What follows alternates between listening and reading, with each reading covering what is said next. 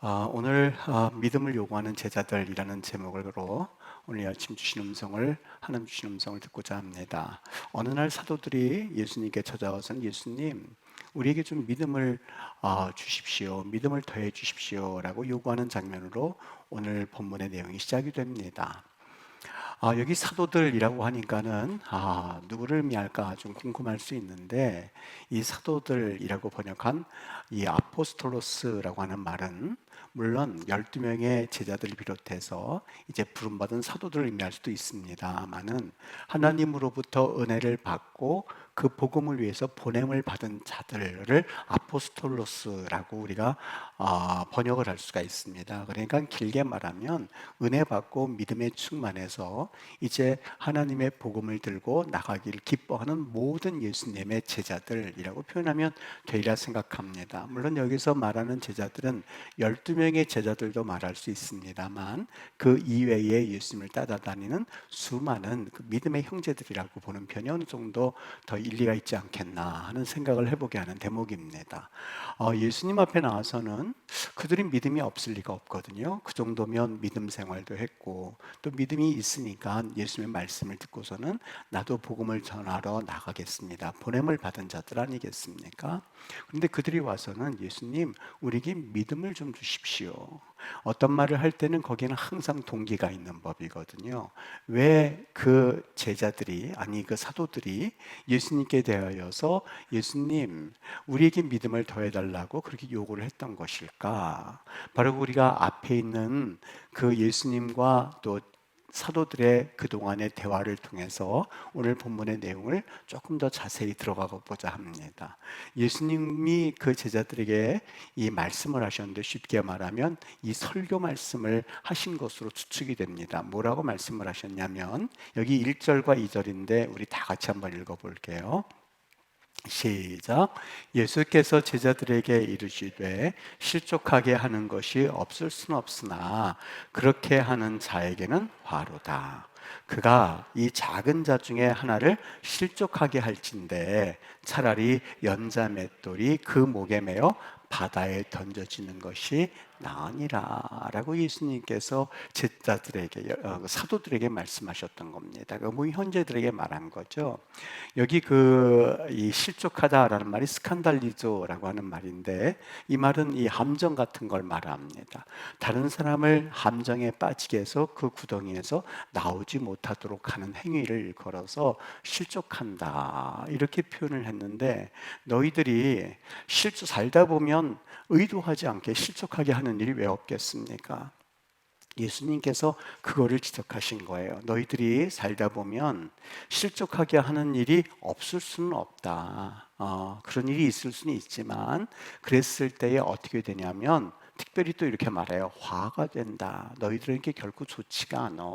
라는 말을 예수님께서 말씀을 하셨던 겁니다. 여기 우리가 가만히 생각해 보면 그 함정이라고 했을 때에 다른 사람을 함정에 빠뜨리게 한다. 상처 주고 그리고 괴롭히고 그리고 또 말로 다른 사람들에게 여러분은 언제 가장 실족하게 됩니까? 내 이야기에 대해서 다른 사람을 통해서 둘러서 다른 사람이 내 얘기를 아주 왜곡해서 이야기했다 했을 때 좀 마음이 어떻던가요? 밤새 잠을 못 자기도 하고 심지어는 그것이 계기가 되어서 교회를 공동체를 떠나기도 하는 그러한 일을 우리 주변에서 볼 수 있지 않습니까? 그리고 나를 무시하는 행동을 한다든지 무례하게 행동한다든지 나를 공격한다든지 하는 모든 행위를 걸어서 다른 사람을 실족하게 하는 그런 행위라고 보시면 아마 맞을 것 같습니다. 그래서 여기 영어 성경에서는 어떤 번역에서는 스캔들이라고 번역을 하기도 했습니다. 즉 없는 이야기를 막 꾸며내어서 내 이야기가 돌고 돌아서 내게 왔을 때에 우리는 실족할 수밖에 없는 거죠. 무의식적으로 내뱉은 한마디입니다만 여러분 어린아이들이 장난으로 돌을 던지지만 그 돌에 의하여서 개구리가 죽을 수도 있는 것 아니겠습니까? 무의식적으로 그냥 툭 나는 아무 생각 없이 내뱉었는데 그것이 치명적인 독화살이 되어서 상대방을 실족하게 하는 행위가 있을 수 있어요. 근데 그렇게 한 사람은 화라는 거예요. 특별히 여기 2절에 보니까 누구에게 그거를 또 정확하게 주님이 좀 이렇게 세분화해서 말씀하셨냐면 작은 자 중에 하나를 실족하게 할진대. 여기 작은 자라고 했을 때에 예수님 당시에 좀 무시당할 수밖에 없는 사람들을 말하거든요. 누구를 말할까요? 과부들. 누구를 말할까요? 세리들. 누구를 말할까요? 고아들. 좀 우리가 살다 보면 나보다 좀 힘이 있다든지 나보다 뭔가 좀 앞선다고 생각하는 사람들한테는 조금 그래도 조심하는 경향이 그래도 있어요. 근데 우리에게 있어서 어떤 마음이 있냐면 참 좋지 않은 버릇인데 나보다 좀 못하다고 생각하는 사람들, 내게 있어서 을의 위치에 있다고 생각되어지는 사람들, 내가 그렇게 크게 예의를 차리지 않아도 된다는 사람들에 대해서는 한없이 높아지려고 하는 것이 우리 인간의 죄된 습성 중에 하나거든요. 여기 그렇다는 거예요. 하찮게 보이는 사람들, 즉 너희가 괜찮다고 생각되어지는 사람들에게 너희들이 어떻게 하면은요 실족하게 한다면, 그 다음 징벌이 뭐냐면 연자 맷돌은 사람이 돌릴 수 있는 무게가 아닙니다. 얼마나 무거운지 소가 아니면 당나귀가 그걸 돌려서 연자 맷돌로 해서 곡식을 빻지 않습니까? 그 연자 맷돌을 목에 걸고 바다에 던지어지는 그런 결과를 맞게 될 거야 라고 하는 그러한 말씀을 예수님께서 제자들에게 주셨던 겁니다. 여러분, 오늘 이 말씀을 제자들이 가만히 들었던 거예요. 의도하지는 않았지만 나도 모르게 다른 사람을 실족하게 한다든지 나도 모르게 다른 사람들에게 상처된 행위를 분명히 했거든요. 이것에 대해서 얼마나 그 제자들이 마음에 부담이 되었겠습니까? 심지어는 저 갈릴리에 가서 보면 그 가버나움 교회라고 있어요. 기념교회인데 거기에 보면 큰 연자맷돌을 하나 갖다 놨거든요. 오늘 이 말씀을 연상하라고 그 연자맷돌을 거기에 가져다 놓았습니다. 사람 키만한 연자맷돌인데 그걸 목에 메고 바닷속에 들어가면 사실 뜰 사람이 아무도 없거든요. 그렇게 하나님이 심판하시겠다는 거예요. 이 말씀을 들었던 제자들의 마음이 어땠을까요? 마음이 철렁 내려앉았을 겁니다. 아니, 내가 이거를 어떻게 계속해서 할 수가 있지? 어쩌다 한번 조심하게, 아니, 내가 절대 그러지 말아야지 하고 한 번은 넘어갈 수는 있지만 이걸 어떻게 계속해서 마음에 품고 그리고 뒤를 되돌아켜 보면 나는 생각나는 것만 해도 다른 사람 실족한 게 꽤 되는데 생각나지 의도하지 않고 생각하지도 하지 않고 다른 사람을 실족하게 한 그러한 이들에게, 그리고 나보다 못한 이들에게 나는 수많은 그러한 그 실족하게 하는 일들을 했는데 연자맷돌을 들고 바다에 들어가라니 이거 어떻게 되나 하는 마음이 있었을 겁니다.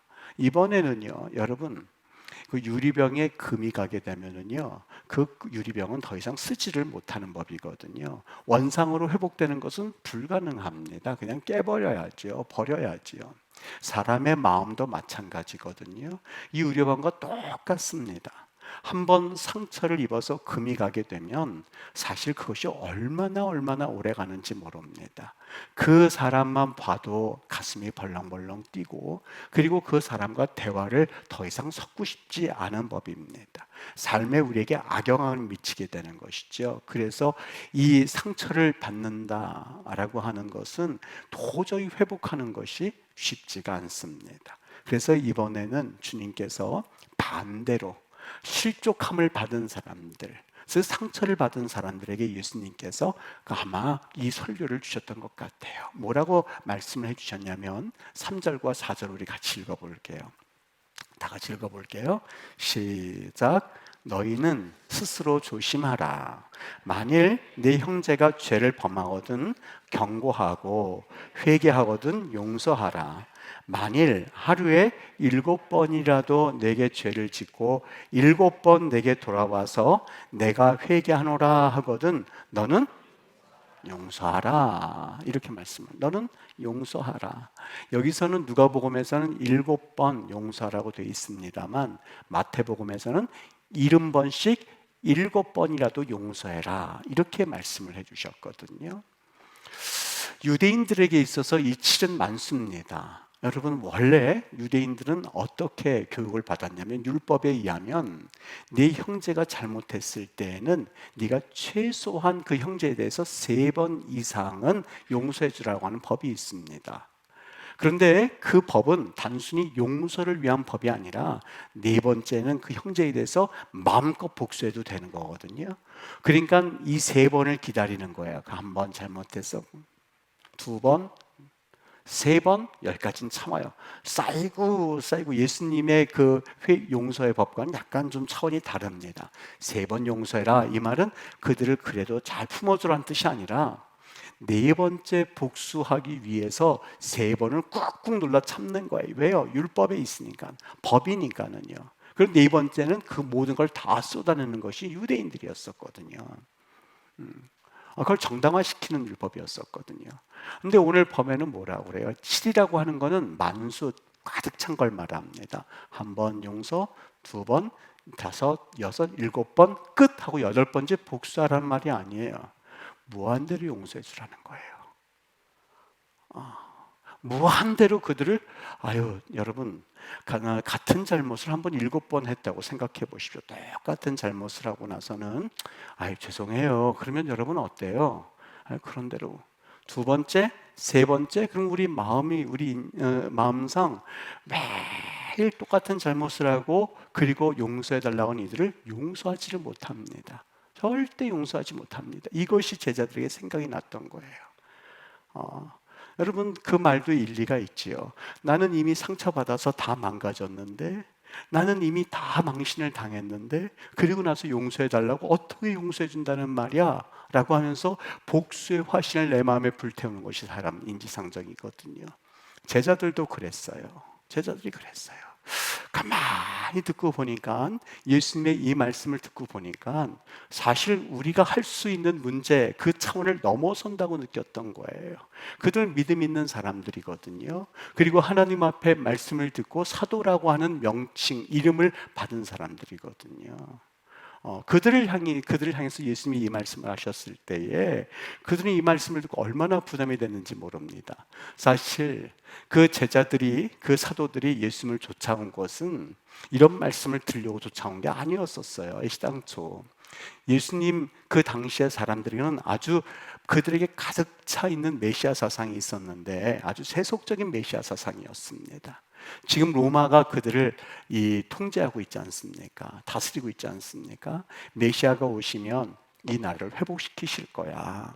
이 나라를 회복하게 되면 분명히 새 정부 그리고 새 나라를 꿈꿀 수가 있는데, 우편에는 누가 앉을까? 좌편에는 누가 앉을까? 12명의 장관 가운데는 누가 앉을까? 혹시 내가 공로를 세워서 내가 앉을 수 있지는 않을까? 라고 하는 세속적인 영광에 가득 차서, 심지어는 예수님께서 하늘나라로 올라가실 때도 주님, 도대체 나라를 언제 회복하시려고 합니까? 이때입니까? 라고 그에게 세속적인 나라 회복에 대한 질문을 던졌고, 예수님께서는 그때와 그 시는 오직 아버지밖에는 모른다라고 하셨을 때, 그 나라와 그 때라고 하는 것은 세상 세속적인 나라의 회복이 아닌 하나님 나라의 도래, 그것을 의미하고 있었던 거였거든요. 그만큼 그들은 예수님이 돌아가셨고 또한 예수님이 이 땅에 부활하셨음에도 불구하고 세속적인 영광을 놓을 수가 없었던 사람들이 예수님을 따라다니는 사람들의 모습이었었어요. 그런 영광을 가지고 있는 제자들이 예수님께 대해서, 예수님 어떻게 했으면 좋겠습니까? 우리가 무엇을 하면 좋겠습니까? 라고 여쭈었을 때 예수님이 이 말씀을 들려주시질 않나. 너희가 진정 나를 따라오려거든 자기를 부인하고 자기 십자가를 지고 나를 따라오라고 하는 도저히 받아들일 수 없는 그런 말씀을 한 말씀 한 말씀 해주시니, 여러분 이 말씀이 얼마나 부담이 됐겠습니까? 여러분, 오늘 이 상황 가운데서 제자들이 예수님께 여쭈었던 겁니다.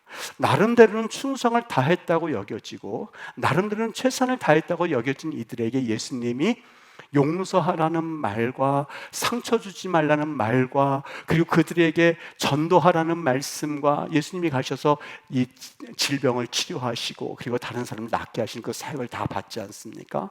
너희들도 이와 같이 하라고 하는 그 말씀을 주시고 나를 따라오려는 자기 십자가를 부인하라고 하니 얼마나 부담이 됐겠어요. 그래서 제자들이 예수님께 이런 요청을 하게 되었던 겁니다. 뭐라고요? 예수님, 우리에게 있어서 믿음을 좀 더해 주세요. 여기 믿음을 더해 주세요 라고는 프로스테스 파스틴이라고 하는 이 헬라어 말의 의미는 믿음을 좀 추가해 달라는 말이에요. 내 믿음이 요만큼 밖에 되지 않으니 예수님 믿음을 좀 1인분 추가해 주세요. 하나님, 내게 이 일을 하기 위해서는 예수님 그 믿음을 좀 추가해 주세요. 우리 뭐 어떤 걸 이 말씀을 우리 같이 나누면서 헌신하세요, 아니면 어떻게 좀 봉사하세요. 그럼 뭐라고 그래요? 아직 믿음이 적어서, 아직 나는 믿음이 작아서. 그 말을 지금 사도들이 하고 있었던 겁니다. 그것을 할 수 있는 믿음을 좀 추가해 주세요. 예수님 용서하라고요? 그렇게 할 테니까 그 믿음을 좀 추가해 주세요. 상처 주지 말라고요? 알겠으니까 그 믿음을 좀 추가해 주세요. 자신 십자가를 지고 나를 따르라고요? 잘 알겠습니다. 믿음 주시옵소서, 믿음 주시옵소서 하는 힘내서 하는 얘기와 똑같이 제자들이 반복하고 있었던 겁니다. 여러분 어떻습니까? 이때에 주님께서 이 대답을 이 질문을 가만히 들으시면서 예수님이 주신 답이거든요. 무슨 답을 주셨냐면 누가복음 17장 오늘 말씀 6절 말씀입니다. 우리 다 같이 읽어볼게요. 6절이요. 시작. 너희에게 겨자씨 하늘만한 믿음이 있었더라면 이 뽕나무더러 뿌리가 뽑혀 바다에 심기우라 하였을 것이요. 여러분, 예수님이 하신 말씀이 참 충격적으로 와닿는 말씀입니다. 너희가 겨자씨 하늘만한 믿음. 여러분, 겨자씨라고 하는 것은 물론 작기는 하지만 세상에서 가장 작은 씨앗은 아니거든요. 그러니까 이것은 아주 작은 믿음, 그거를 의미한다기보다도 또 다른 무언가를 의미하는 단어였었어요. 물론 작기는 작은 거에 상징적인 의미가 돼요. 왜냐하면 겨자씨가 아주 작거든요. 아주 콩의 한 10분의 1이나 될까요? 한 20분의 1이나 될까? 아주 작은 크기의 동글동글한 게 있습니다. 여러분, 그 겨자씨, 물론 작은 것의 상징이긴 하지만 왜 굳이 씨에 비교해서 예수님께서 이 겨자씨 하늘만한 믿음이라고 했던 것일까? 여러분, 사도들은 생각하기를 나는 믿음이 있기는 있는데 예수님, 나 2%는 부족하거든요. 예수님이 말씀하신 그 말씀을 순종하기에는 조금 부족하거든요. 믿음을 좀 보충해 주세요 라는 의미에서 예수님께 그 말씀을 드렸어요. 근데 예수님께서 씨라고 함으로써 거기에서 주고자 하신 그 의미가 있는데, 그것은 너희들 믿음에 대해서 잘 한번 들어봐봐. 믿음은 작고 크고의 문제가 아니야. 비록 겨자씨처럼 작다 한다 할지라도 그 겨자씨는 어떤 능력이 있어요? 생명이 있는 법이거든요. 믿음은 작은 믿음, 큰 믿음이 있는 것이 아니라 딱 두 가지가 있어. 살아있는 믿음이냐, 죽어있는 믿음이냐라는 그 문제거든. 믿음은 바른 믿음이냐, 바르지 못한 믿음이냐, 두 가지만 있을 뿐이거든. 믿음이라고 하는 것은 너희들이 지금 그 말씀을 실천하지 못하는 것은 너희들의 믿음이 작아서가 아니야. 너희들의 믿음이 커서가 아니야. 큰다고 해서 되는 게 아니야. 여러분 보세요. 만일 겨자씨가 땅에 심겨지면 그 겨자씨는 하늘 그대로 있는 것이 아닙니다. 그것이 죽어서 이제 뿌리가 나서 줄기가 나서 잎이 나서 열매를 맺혀서 그 열매 가운데는 수많은 사람들이 먹고 새들이 깃들이는 엄청난 나무로 자라는 법이거든요. 이것이 생명의 특징이거든요. 그 제자들, 예수님의 말씀을 들었던 그 사람들이 믿음이 없어서 그 말씀을 실천하지 못하는 것이 아니라 믿음이 있었다고는 하지만 거기에는 생명이 없었어요. 그대로 가만히 멈춰져 있는 상태가 되었었던 거예요. 여러분, 지금 여기 강대상이 있어요. 이 강대상은 항상 참 믿음직스러워요. 그런데 이 믿음직스럽다고 해서 제가 이 강대상을 사랑한다든지 아니면 이 강대상과 사랑에 빠질 수는 없어요. 왜요? 생명이 없기 때문에 그래요. 그냥 하나의 물체에 불과해요. 여러분, 그들의 믿음이 그랬어요. 그들의 믿음 상태가 바로 그런 상태였었어요. 예수님께서 말씀을 주셨을 때에 그 말씀을 그대로 행할 수 있는 힘이 없었던 것은 믿음이 작기 때문이 아니에요. 그들이 믿음이 없어서도 아니었었어요. 믿음이 있기는 있는 듯 했어요. 왜? 말씀을 받았으니까. 그 겨자 작은 것이긴 하지만 거기에는 생명이 없었기 때문에 더 이상 그 믿음 가지고서 행할 수 있는 것이 한정될 수밖에 없었던 거예요. 여러분, 그 12명의 제자들을 비롯해서 그 말씀을 들었던 사람들이 단 한 번도 날 실족하게 하지 말아야지 그 결심을 안 했을까요? 단 한 번도 용서하지 말아야지, 그들 유대인인데요. 아니요, 그들은 때로는 실족하지 않을 만큼 풍성하게 사랑으로 아마 그 전도하고자 하는 사람들을 대했을 거예요. 그리고 자기들의 잘못한 사람들에 대해서 어쩔 때는 기분이 좋아서 용서할게, 내가 그래도 사도인데 라고 하면서 그들을 용서했을 거예요. 그러나 그것은 그들의 기분에 불과했어요. 여러분, 그들은 단 한 번도 하나님 말씀을 좇아본 적이 없는 무지몽매한 사람들이 아니었다니까요. 그들은 하나님의 말씀을 들은 사람들이었었고, 지금 이 자리에서 듣고 있었고, 그리고 예수님이 하신 말씀에서 충분히 실천할 수 있을 만한 의지를 가지고 있었던 사람들이었어요. 그런데 그 믿음은 죽은 믿음에 불과했어요. 역사할 수 없는 믿음에 불과했어요. 여러분, 우리가 믿음 생활할 때에 이것과 똑같습니다. 그래서 예수님이, 이것을 아신 예수님이 그 다음 말씀을 하시게 된 동기가 바로 거기에 그렇습니다. 예수님, 우리 그래도 예수님의 말씀을 좀 따랐지 않습니까? 우리 그래도 예수님의 말씀을 따라서 순종했지 않았습니까? 항상 그렇지는 않았지만 그래도 제가 한 게 어딘데요? 라는 마음이 제자들 속에 왜 없었겠어요? 그거를 아신 예수님이 그 다음 말씀을 뭐라고 주셨냐면, 우리 한번 7절에서 10절까지 보죠. 다 같이 볼게요. 읽어볼게요. 시작. 너희 중 누구에게 밭을 갈거나 양을 치거나 하는 종이 있어서 밭에서 돌아오면 그들에게 앉아 먹으라 말할 자가 있느냐? 도리어 그더러 내 먹을 것을 준비하고 띠를 띠고 내가 먹고 마시는 동안에 수종 들고 너는 그 후에 먹고 마시라 하지 않겠느냐? 명한대로 하였다고 종에게 감사하겠느냐? 10절이요. 이와 같이 너희도 명령받은 것을 다 행한 후에 이르기를 우리는 무익한 종이라 우리가 하여야 할 일을 한 것뿐이라 할지니라. 여러분, 어떤 사람이 있었어요? 종이 있었어요. 예수님이 이것을 종이라고 표현한 이유가 있습니다. 그 종이 밭을 갈고 그리고 그 짐승들을 먹이고 하루 종일 수고했어요. 너무너무 수고가 많았어요. 아주 살갗이 검게 타도록 수고를 한참 했습니다. 근데 주인이 그 안에 앉아 있다가, 그분은 에어컨 바람 쐬고 하루 종일 부채질도 하고 그리고 점심도 드시고 계셨다가 발을 쭉 뻗고 양말도 벗고 있다가 종이 들어오는 걸 봤거든요. 근데 그 주인이 종에게 아유 수고해서 와서 밥 먹어 이렇게 말씀하는 게 아니었었어요. 그 주인이 뭐라고 그러냐면 종에게 너 얼른 저녁 차리고 그리고 내가 먹을 동안에 와서 시종 들어라 라고 말을 한다는 거예요. 그것을 다 했다고 그래서 주인이 종에게 아유 너 수고했다 그런 말할 사람이 어디 있겠느냐고. 왜요? 종이기 때문에요. 무슨 얘기냐면 여러분, 여기에서 단순히 주인과 종의 비유는 충성을 의미하는 거거든요. 그들도 예수님을 믿고 그동안 예수님의 제자라고 여겼던 이들도 가끔가다 기분에 따라서 충성했어요. 가끔 기분에 따라서 밭도 갈았어요. 가끔 기분에 따라서 교회 헌신도 했어요. 가끔 기분에 따라서 내가 찬양도 열심히 했어요. 내가 왕년에는 그래도 무언가 좀 하는 듯 했어요. 그런데 뭐가 없는 줄 아십니까? 예수님께서 이 말씀을 하신 충성이란 말의 의미는 꾸준함의 의미예요. 변치 않음의 의미예요. 종이 그것을 했다고 해서 아이 감사하다 그러면 충성하고 감사한 말이 없으면 삐죽대고 하는 그런 것은 종이라고 말할 수 없어요.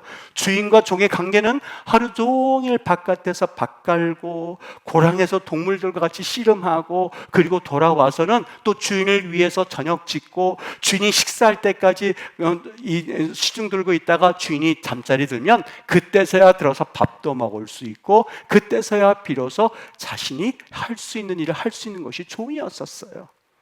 우리 예수님이 그 앞에서 말한 그 겨자씨 하나 그 생명이 있는 믿음이라는 것은 무엇을 의미할까? 도대체 어떤 것을 염두에 두고 이 말씀을 하셨을까? 그것은 바로 충성의 의미를 담겨져 있는 그 믿음을 주님께서 이야기를 하길 원하셨던 거예요. 생명력 있는 믿음은 어떤 거라고요? 충성하는 믿음이에요. 꾸준한 믿음이라는 거예요. 이 영국의 교회에서요, The Day of Nicholai라고 하는 그 날을 지킵니다. 저는 처음엔 이 니콜라이 데이라는 것이 뭔지 잘 몰랐어요. 도대체 니콜라이가 뭘까 하고 이렇게 찾아보다가 아주 참 소중한 걸 하나를 발견했는데, 그 영국의 교회에 집사님이 한 분 계셨는데 그분 이름이 니콜라이였었어요. 그 니콜라이 집사님이 하는 일이 뭐냐면 그 교회의 종을 잡고 이 종을 치는 일이었었어요. 근데 그 니콜라이 집사님이 얼마나 충성하고 얼마나 신실했냐면 단 1분 1초 늦지 않고 자기 시계를 잘 맞춰놓고 있다가 그 시간만 되면 시간 땡 되는 것을 보고 종을 그냥 치는 거예요. 그분이 75세가 되었는데 몇 세부터 했는지에 대한 기록은 없습니다만 75세가 될 때까지 그저 종을 쳤는데 사람이 한계가 있죠. 그 아들들이 교회에서 자라나서 한 명은 옥스퍼드 대학교 의과대학 교수가 되고 한 분은 철학 교수가 됐는데요. 그 두 아들이 와가지고는 아버지에게 통사장을 하는 거예요. 아버지, 이제 연세도 되셨으니 이제는 그 일은 젊은이들에게 맡겨두고 아버지 좀 그만하세요. 아버지가 말을 듣질 않는 거예요. 그저 올라가는데 그 아들들이라고 별 수 있겠습니까? 아버지 올라가면 부축해가지고 아버지가 종을 치면 같이 손을 잡고 이제 종을 쳐주는 거죠.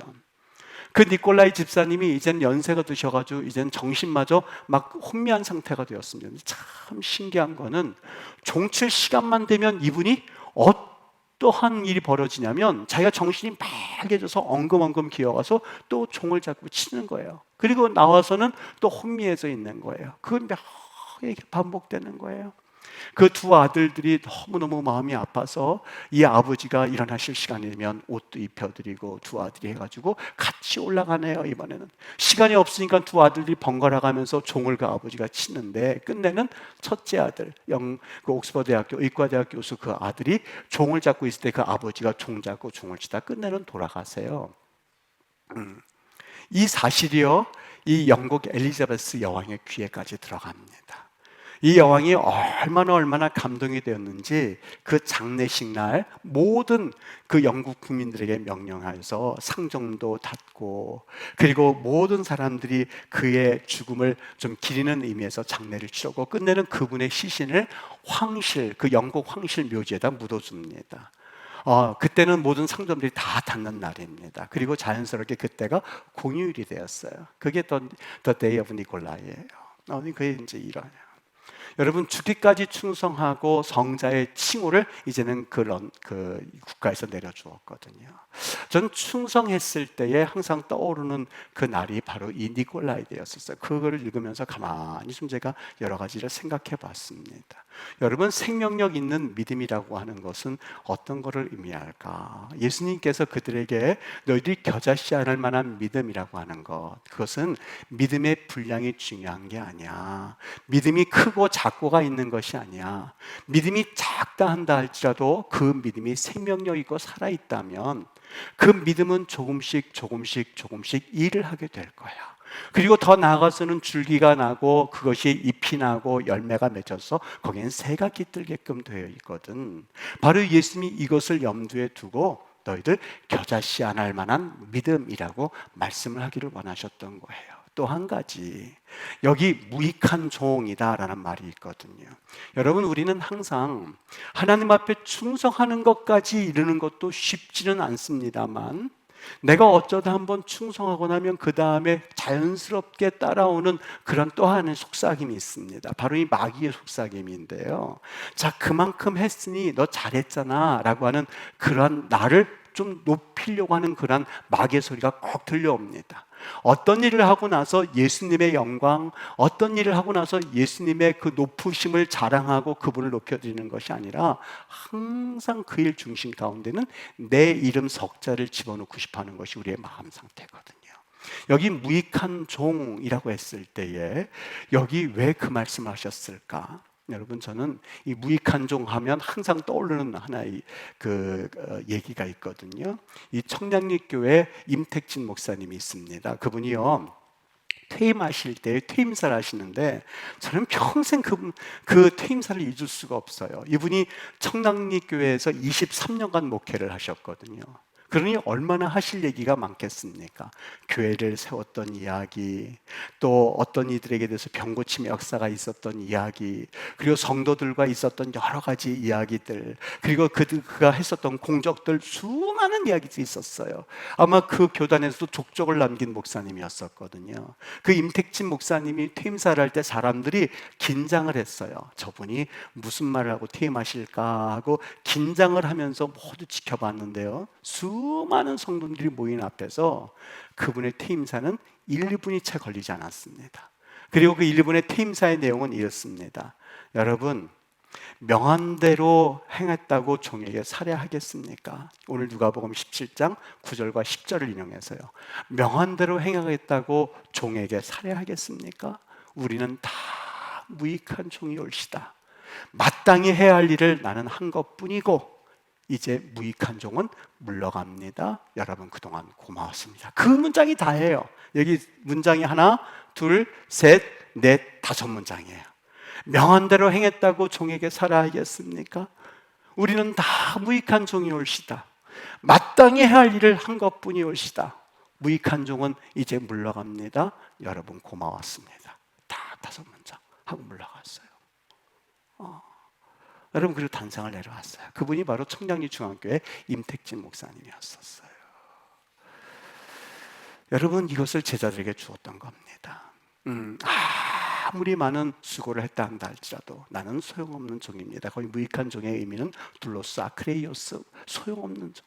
여러분, 어디 이 얘기만 그렇겠습니까? 이 제자들이 이제 예수님으로부터 너희들이 생명력 있는 이제 한 알의 아주 작은 겨자씨알 같은 그 믿음이라는 이야기를 들었을 때에 그들 마음 가운데 그동안 예수님 앞에 그 나라를 회복하면 내가 주의 우편, 내가 주의 좌편, 이 이야기는요, 우리가 주님 앞에 충성하고 나서 그저 내 이름을 내고 싶어하는 것이 우리 인지상정이에요. 어떤 일을 하든지 목회자가 좀 알아줬으면 좋겠고, 무슨 일을 하든지 하나님이 알면 될 텐데 그저 다른 사람이 좀 내가 한 거를 좀 알아냈으면 좋겠고, 그리고 다른 사람들로부터 좀 내가 이렇게 인정받았으면 좋겠고, 다른 사람들로부터 내 이름이 좀 들먹들먹했으면 좋겠고 하는 것이 우리의 모습이거든요.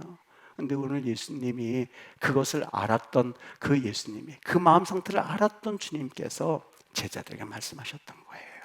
어떻게 해요? 첫 번째, 너희들 겨자씨 하나의 믿음이라는 것은 충성을 말해요. 처음에 은혜 받았고 들썩들썩해서 봉사하고, 그리고 내가 하나님 앞에 믿음으로 헌신하고, 그리고 내가 최선을 다해서 나가고 했던 거 참 귀한 일이지요. 그러나 여러분, 생명 없는 물체는 그냥 일회성으로 쓰임받을 뿐입니다. 이렇게 강대상에서 이렇게 나에게 쓰임받든지 이걸 갖고 친구 삼아서 내가 같이 어디 갈 때 같이 가고 그러지는 않습니다. 그냥 여기에서 그거 한 번 하는 일로 부족합니다. 여러분은 생명이 있으면 달라요. 여기에 같이 있다가도 어디 가면 같이 가고, 식사도 같이 하고, 그리고 같이 놀러도 가고, 같이 공부도 하고, 말씀도 보고, 교제가 있는 거거든요. 그게 생명이거든요. 오늘 충성이라고 하는 것은 무엇을 의미하냐? 처음에 있었던 그 흥분되어진 상태에서 하나님 앞에 헌신하고 충성한 것, 그것이 조금씩 깊어지는 거예요. 더 깊어지는 거예요. 더 넓어지는 거예요. 더 하나님 앞에서 그 마음의 믿음에, 저는 예전에, 용서하시고 들으세요, 누구를 비판하기 위한 게 아니에요. 모 신학대학 가면 교수님들이 박수를 칠 때에 박수를 치시는데 옆에서 막 신학생들이 찬송하는데 이렇게 치세요. 이렇게. 그래서 저는 그걸 보면서 연세가 들면은 모든 것이 귀찮아지니까 이게 이렇게 쳐지나 보다, 이런 생각을 했어요. 그리고 시간이 지나면 예수님을 사랑하는 마음도 떨어지나 보다, 그런 줄 알았어요. 근데 철로역정을 쓴 좋은 번연의 그 기록에 보면은요, 끝에 이런 기록이 나와요. 나는 가면 갈수록, 시간이 흐르면서 주님을 더 보고 싶다라는 말이에요. 여러분, 처음보다 믿음이 깊어져서 주님을 사랑하는 마음이 더 깊어지고, 주님을 향할 때 그 눈물이 더 많아지고 주님을 향할 때 그 사랑이 더 주님 앞에 애절한 믿음이라면 그것만큼 아름다운 믿음이 없어요. 젊었을 때 헌신하고 젊었을 때 주님 사랑했다고요? 젊었을 때가 아니라 이제는 그 믿음은 더 깊어져야 돼요. 부부가요, 처음 결혼할 때는 사랑함도 있고 손 만지면 따뜻하지만 그거 참 아름답지만 노년에 머리 희끗희끗 하셔가지고 그분들이 사랑하면서 손 딱 잡고 돌아가시는 장면을 신문상에서 보지 어떻습니까? 너무너무 아름다워요. 참 아름다워요. 우리 예수님 그렇게 섬기셨으면 좋겠어요. 처음보다도 더 사랑하십시오. 처음보다 더 깊이 그분을 묵상하십시오. 과거에는 하나님 앞에 눈물을 흘렸다면 이제는 그분만 보면 그냥 눈물에 글썽글썽 맺어져서 그분과 교통한 은혜가 있었으면 좋겠어요. 이게 바로 충성이에요. 그리고 나서 내 이름이 드러나려고 할 때에 오늘 이 무익한 종을 기억하십시오. 하나님, 내 이름이 드러나면 예수님의 이름이 드러날 수 있는 공간이 없죠. 내 이름이 드러나면 예수님이 드러날 수 있는 그런 자리가 없지요. 주님, 나는 내 이름은 낮아져야겠고 사라져야겠고 주님만 영광 받으소서. 주님만 기뻐하시면 됩니다. 주님만 높아지면 됩니다. 그 믿음으로 간다면 오늘 여기에서 말씀하시는 겨자씨 하늘 같은 믿음이 바로 그것을 의미하고 있거든요. 우리 사랑하는 임마누엘 교회 성도님들, 하나님 때로는 하나님 말씀 앞에서 믿음 생활하다가 실족할 때 많죠. 내가 어떻게 이걸 감당하라고, 내가 하루 먹고 하루 벌어 사는 것도 힘들고 그저 저녁에 오면 피곤한 몸을 이끌고 아침에 나가느라고 먹든지 마시든지 하나님의 영광, 하나님 내게 믿음 좀 주세요, 난 그렇게 못합니다 라고 할 때에 우리 예수님이 주신 말씀이에요. 겨자씨 하나 같은 하나님 믿음만 있으면 여러분 우리의 충성은요 조금씩 자라나게 될 거예요. 더 깊어져요. 과거보다 더 믿음 생활이 더 흥분이 되고 더 하나님 말씀 읽을 때 그 말씀이 정말 과거에 느낄 수 없는 영적인 은혜를 경험하게 될 것이고 끝에는 여기 모 교회 모 목사님처럼 나는 할 일 했을 뿐입니다, 무익한 종 이만 불러갑니다, 고맙습니다 라고 하면서 여러분들이 우리 주님 하나님 나라를 바라보는 그 마음의 자세만 있다면 여러분 이것이야말로 겨자씨 하나 같은 믿음으로 살아가는 거룩한 성도의 모습이 되는 줄 믿습니다. 이런 귀한 은혜로 우리의 삶이 정말 하나님 앞에 살아있는 믿음, 생명력 있는 믿음, 믿음의 양이 아닌 질적인 믿음을 가지고 승부하는 그런 믿음의 성도들 되시기를 예수님의 이름으로 축원합니다.